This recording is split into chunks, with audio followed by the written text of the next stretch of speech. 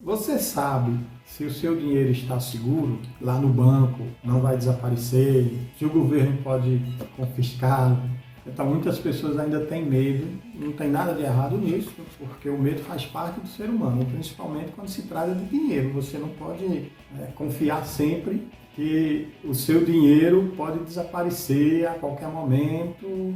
Ter um pezinho atrás, se precaver, colocar as proteções adequadas para que o seu dinheiro esteja sempre à sua disposição. Existem dois grandes medos por causa do passado, que é exatamente essa parte do confisco e a parte dos bancos.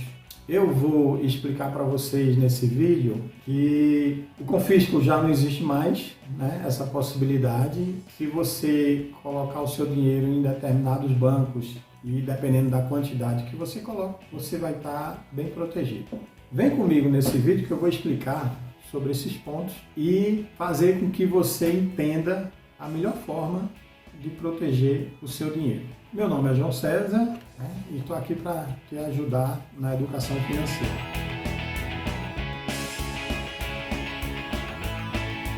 Antes de explicar, eu vou contar para vocês uma história lá de trás de como ocorreu o confisco da poupança.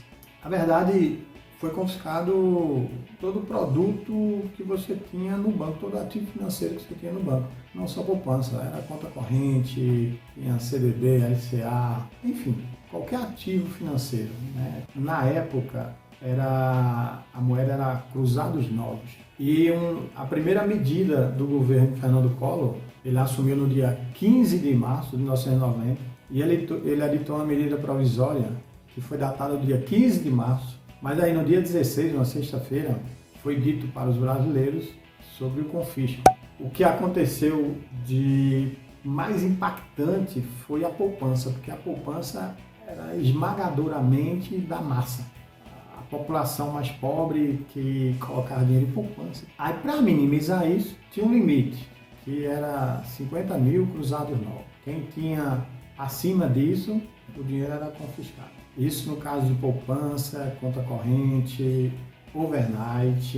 Para quem tinha CDB e outros ativos, já caía para 25 mil ou 20% do dinheiro que você tinha, do dinheiro que você poderia resgatar. O que fosse maior ia ficar retido. Enfim, nessa medida provisória, tinha 4 artigos que foram os principais. O artigo 1º, que era exatamente mudar a moeda, então saía de cruzado novo, ia para cruzeiro. Aí o artigo 5º era o confisco dos depósitos à vista, que aí entra conta corrente, overnight, essas coisas. O artigo 7º, que aí entra os produtos de aplicação que eu estava falando, CDB, LCA e outros ativos.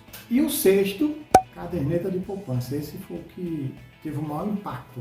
Até hoje, quando se fala em confisco, todo mundo fala em confisco de poupança. E aí, esse dinheiro, o que foi confiscado, era mais ou menos assim. Vamos supor que você tinha 80 mil cruzados novos. Então, 50 mil ficaria na sua conta e seria convertido para 50 mil cruzeiros. E os 30 mil restantes foram confiscados pelo governo. Ia para o Banco Central. Esse confisco ia demorar 18 meses, ia ter uma remuneração, era o BTN, que é o Bônus do Tesouro Nacional, o BTN fiscal, mais 6% ao ano. Só que durante esse 1 ano e meio você não poderia mexer. E ele só ia começar a ser devolvido a partir do dia 16 de setembro de 91, quer dizer, 1 ano e meio depois, e era em 12 parcelas mensais. Quer dizer, você nem recebia tudo de uma vez. Quando houve esse confisco, eu trabalhava no banco. E eu trabalhava desenvolvendo sistemas. E sempre que ocorria esses pacotes, a gente tinha que ficar no banco para poder ajustar a moeda. Então, eu trabalhava no sistema de previdência e seguro correntista. O sistema de previdência é a previdência privada e o seguro correntista é o seguro que era debitado na conta corrente do cliente. Então, todo determinado dia do mês debitava na conta corrente dele e esse seguro ficaria sendo renovado mensalmente. E nós ficamos 3 dias no banco fazendo essa conversão da moeda e tratando também de quem né, de quem iria ter o dinheiro confiscado, porque o saldo máximo que poderia amanhecer para as pessoas na sua conta corrente seria de 50 mil cruzeiros. Esse confisco ele se tornou emblemático e até hoje algumas pessoas ainda ficam preocupadas do governo poder confiscar novamente. E o que acontecia? Muitos dos clientes, quando recebiam o salário, eles chegavam lá no banco e sacavam tudo. Eles não confiavam mais no sistema financeiro. Na verdade, assim, era uma consequência, porque quem confiscou foi o governo, né? Não foram os bancos. E eu ainda conheço algumas pessoas que ainda têm esse receio. Mas 10 anos depois desse confisco, em 2001, na verdade 11 anos e meio aproximadamente, naquele fatídico 11 de setembro de 2001, que houve o atentado às Torres Gêmeas lá nos Estados Unidos, o Congresso ele aprovou uma emenda constitucional, né, uma proposta de emenda, que virou a emenda constitucional 32, que foi exatamente no dia 11 de setembro de 2001. E aí, nessa emenda foi alterado o artigo 62, né, o parágrafo 1º, que ele trata da vedação de medidas provisórias. Para quem não sabe, medida provisória é aquela que o presidente ele faz, né, em caráter de emergência, ela já entra em vigor no dia que ele é dita. Então, para evitar que haja um novo confisco, a alteração do artigo 62 da Constituição, no parágrafo 1º, tem o inciso 2º, que ele fala assim: é vedada a edição de medidas provisórias sobre matéria que vise a detenção ou sequestro de bens de poupança popular ou qualquer outro ativo financeiro. Quer dizer, veja o trauma da poupança, né? Porque a poupança é um ativo financeiro, mas ficou explícito no inciso, é proibido, né, a detenção ou sequestro de poupança popular. Se o presidente quiser fazer uma medida provisória para fazer confisco, ele não pode por causa dessa vedação constitucional. Alguém propuser um projeto de lei, por exemplo, antes do projeto de lei ser aprovado, as pessoas vão lá e tiram o dinheiro do banco. Então, por isso, vocês que estavam preocupados, no caso, podem se sentir aliviados. E quanto à história de um banco quebrar, né? Você ter dinheiro do banco, ele quebra e você perder. Isso ocorreu porque logo após o Plano Real, em 1994, num período curto de 1 ano e meio, cerca de 22 instituições financeiras quebraram. Quebrou porque os bancos brasileiros estavam acostumados à ciranda financeira.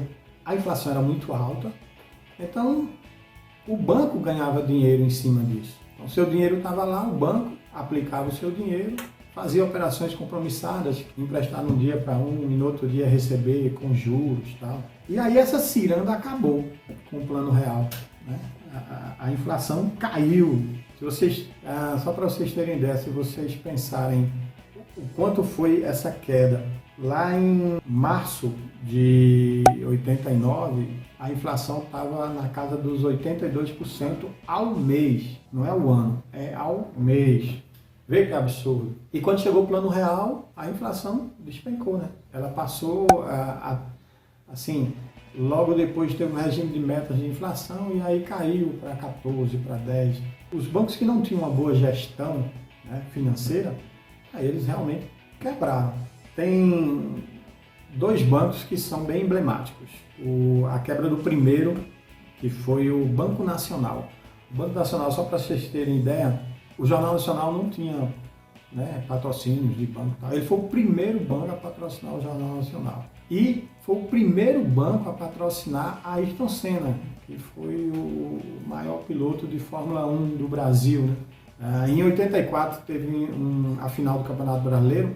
O Banco Nacional sozinho patrocinou os 2 times, que na época foi o Fluminense e o Vasco da Gama. Assim, apesar de tudo isso, quando entrou o Plano Real, o banco ele ficou ruim das pernas, né? Assim como o Banco Nacional hoje também. E só para vocês terem ideia, o governo ainda tentou salvar esses bancos. Ele fez o PROER, era um programa de estímulo à reestruturação e ao fortalecimento do sistema financeiro. o Banco Nacional ele pegou 15 bilhões do PROER e mesmo assim ele quebrou. E o Banco Econômico, que é o segundo banco, ele era o banco privado mais antigo do Brasil. Ele foi feito em 1834, ainda no Império, durante Dom Pedro II. Então, ele tinha um significado grande, principalmente no Nordeste, era um banco da Bahia, e ele também foi à falência.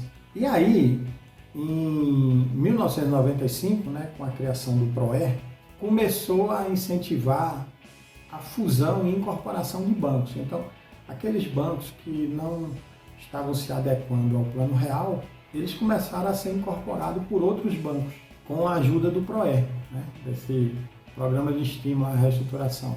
Com essa quebra dos bancos, as pessoas, semelhante ao que aconteceu lá no Plano Collor de tirar o dinheiro do banco, as pessoas também começaram a tirar o dinheiro do banco, porque se o banco quebrasse, você perdia seu dinheiro. Foi assim com o Banco Nacional, muita gente perdeu dinheiro. Foi assim com o Banco Econômico, muita gente perdeu dinheiro. E aí foi criado o FGC, que é o Fundo Garantidor de Crédito. E o FGC, ele te protege até um determinado valor. Quando ele começou lá em 95, em novembro de 95, ele pagava 20 mil reais. Então, se o banco quebrasse, você tinha direito a receber 20 mil reais. Só que ao longo do tempo isso foi crescendo e a partir de 2013 esse valor passou a ser de 250 mil reais. Então, se ocorrer algum problema no banco e tem a intervenção do Banco Central e esse banco venha a falir, os clientes desse banco, eles podem receber até 250 mil reais. Isso por conta, tá? Por exemplo, se sua conta for conjunta, esse 250 mil vai ser dividido pela quantidade de titulares. Se a conta tiver 3 titulares, aí vai ser 83.333 para cada um aproximadamente. Não existia um limite de valores quando você tinha conta em vários bancos. Então, por exemplo, se 5 bancos quebrassem, você ia receber 200 e tivesse 250 mil em cada um, você ia receber 250 mil em cada. Quer dizer, no final você receberia 1.250.000. E aí, em 2017, no final do ano, por volta do dia 21, o FGC foi e colocou um limite que seria de 1 milhão a cada 4 anos. Quer dizer o seguinte, se você tem conta em 5 bancos, e vamos supor que você tenha 300 mil reais em cada banco, desses 5, e o primeiro banco quebre. Quando o primeiro banco quebrar, você vai receber 250 mil e vai perder 50. Aí se o segundo banco quebrar também, você vai receber 250 mil e vai perder 50. E assim vai. Se o quinto banco quebrar antes de 4 anos, você não vai receber nada desse quinto banco, porque você já recebeu 1 milhão dos outros 4. Você recebeu 250 mil de cada um dos outros 4. E esse foi um teto, que foi colocado pelo FGC. Então, seu limite é de 1 milhão a cada 4 anos. Agora, por instituição financeira, continua valendo os 250 mil. Então, se você tiver 1 milhão numa determinada instituição financeira e ela quebrar, você só vai receber 250 mil. Vai perder 750. Então, para você que tem esse receio, você pode colocar como meta ter no máximo 250 mil em cada banco. E aí você vai estar protegido. Só que tem um detalhe, não é todo produto que faz parte do FGC que tem essa garantia. Se você coloca o dinheiro em produtos que não tem essa garantia, você não recebe nada. E quais são esses produtos que têm essa garantia? Os depósitos à vista, que é conta corrente, conta salário, conta de pensionista, poupança, CDB, RDB, letras de câmbio, letras hipotecárias, LCI, LCA, que são a letra de crédito do agronegócio, a letra de crédito imobiliário e algumas operações compromissadas que acho que poucas pessoas fazem.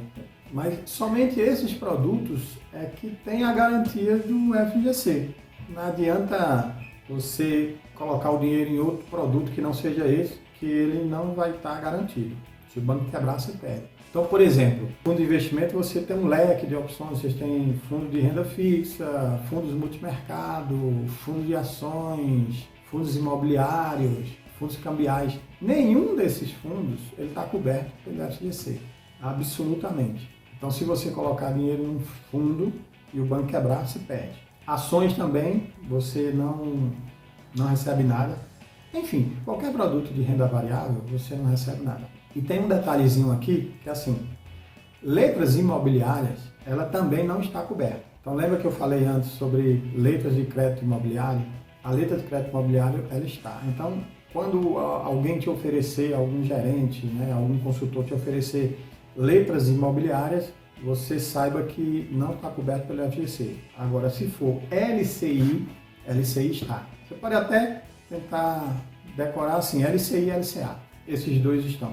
Né? Letras de crédito imobiliário e letra de crédito do agronegócio. Esses dois estão. Bom, vocês perceberam que para proteger o dinheiro, né, o risco de perda de dinheiro, você pode ter algumas precauções. E aquele fantasma do confisco, eu esclareci que não existe mais, isso já está resolvido. Mas em relação a essa parte dos bancos, o Banco Central continua fazendo intervenção em alguns bancos. É bom você ter cuidado em que banco você vai colocar o dinheiro. Os grandes bancos, né, os bancos são consolidados, os bancos grandes de varejo, acredito que esses assim, são bem sólidos e não deve acontecer nada não. Isso acontece mais com bancos pequenos, que eles podem te oferecer uma rentabilidade maior, lógico, que ele vai ter que te oferecer uma rentabilidade maior se você for aplicar dinheiro neles, se você for investir, porque o risco é maior, é normal, mas que você tenha ciência se você está disposto a correr algum risco, dependendo do produto que você vai aplicar. Para quem é cliente de cooperativas, lá tem o FGCOP, que ele é semelhante ao FGC, que é um fundo garantidor, só que é o fundo garantidor de cooperativas. E aí eu vou deixar na descrição do vídeo o link tanto para o FGC quanto o FGCOP, que aí se vocês quiserem obter mais informações, dá uma olhada no site deles, muito legal, eles explicam tudo bem direitinho, né? E se você tiver alguma dúvida também pode colocar aqui nos comentários do vídeo. Espero que você tenha gostado desse vídeo, que tenha agregado valor, né? Que você já sabe que não tem confisco, que você pode aplicar em determinados produtos e ter a segurança do FGC. E deixe sua dúvida ou coloque alguma sugestão para um próximo vídeo. E vou pedir para vocês também que, se puder, inscreva no canal, quem não inscreveu ainda, que isso me ajuda muito a fazer novos vídeos. E ative as notificações, quando tiver vídeo novo você vai receber. E deixe seu like, eu vou ficando por aqui. Deixo um abraço para vocês e vejo no próximo vídeo.